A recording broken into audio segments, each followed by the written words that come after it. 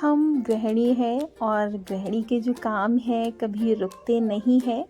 हमारी तबीयत ठीक हो या ना हो, घर के जो काम हैं उन्हें हमें करना ही रहता है, क्योंकि अगर एक भी दिन हम रेस्ट ले लेंगे ना तो घर के इतने ज़्यादा काम बढ़ जाते हैं। Hello everyone and welcome back. I really hope आप सभी अच्छे होंगे, मैं भी अच्छी हूँ। आज के व्लॉग की शुरुआत ना मैं मॉर्निंग से कर रही हूँ। मॉर्निंग का ये वो टाइम है, बेटे को मैंने स्कूल भेज दिया है, बेटे के एग्ज़ाम चल रहे हैं और हस्बैंड जी भी ऑफिस चले गए हैं।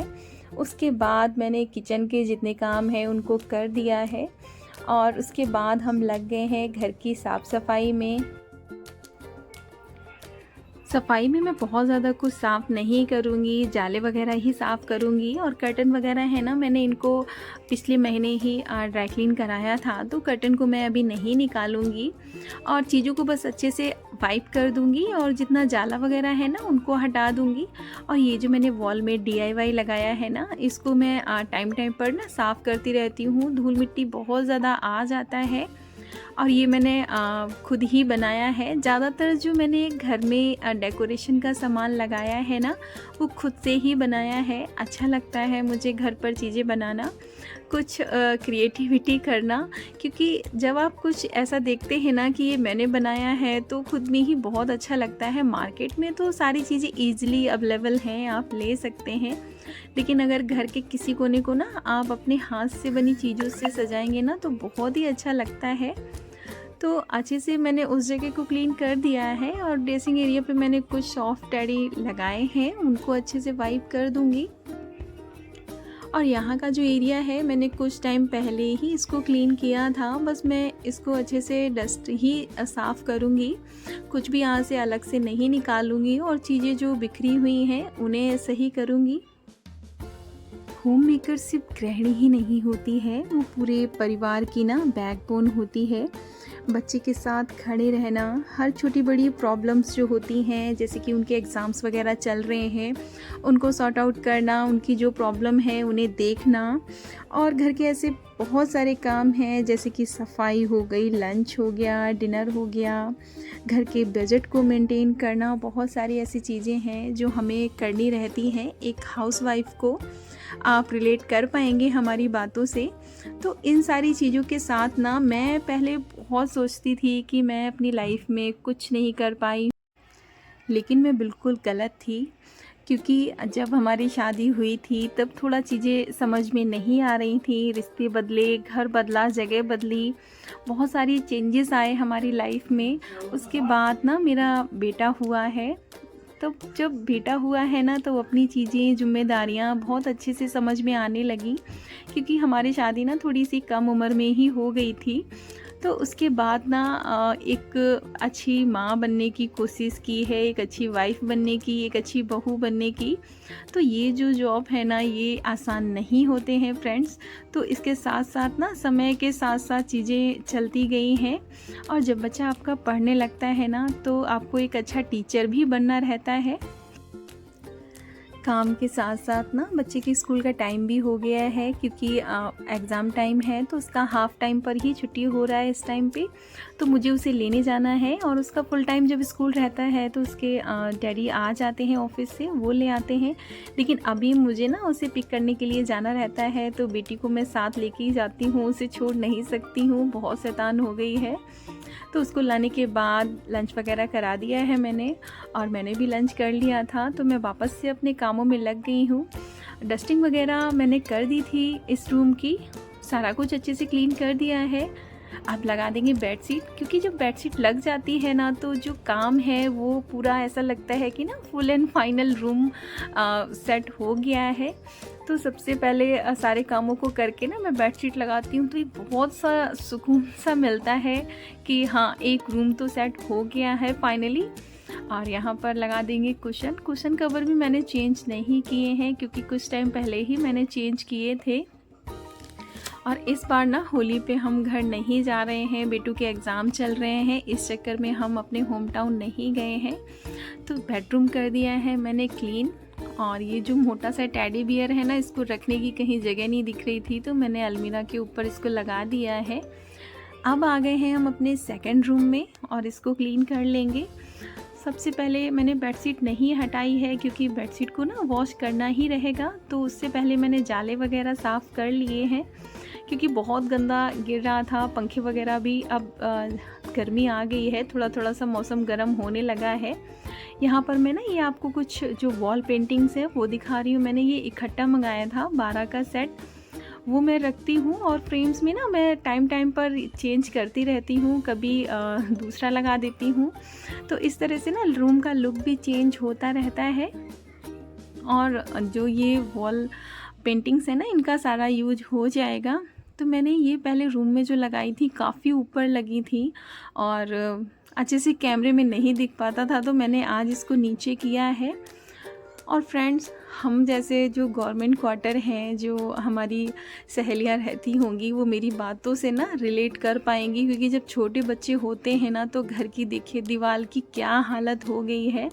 तो यहाँ पर मैंने काफ़ी बार कंप्लेन करा है, पुताई वगैरह नहीं हुआ है, तो मैंने कुछ ऐसा ही सल्यूशन निकाला है। एक कपड़े को ना मैं बहुत अच्छे से गीला कर लेती हूँ, उसके बाद अच्छे से रगड़ देती हूँ दीवार को, तो कहीं हद तक ना दाग धब्बे जो हैं वो छिप जाते हैं क्योंकि बिल्कुल भी अच्छा नहीं लगता है। तो यहाँ पर अब कर लेंगे। बेटे की जो स्टडी टेबल है बहुत ज़्यादा क्लटर्ड फैल गया है, एग्ज़ाम टाइम चल रहा है, वो जो भी चीज़ उठाता है ना वैसे ही रख देता है। तो क्यों ना मैंने सोचा आज इसकी जो टेबल है इसको क्लीन कर देते हैं। तो देखिए कैसे भूसे की तरह भर रखा है सारे सामान को।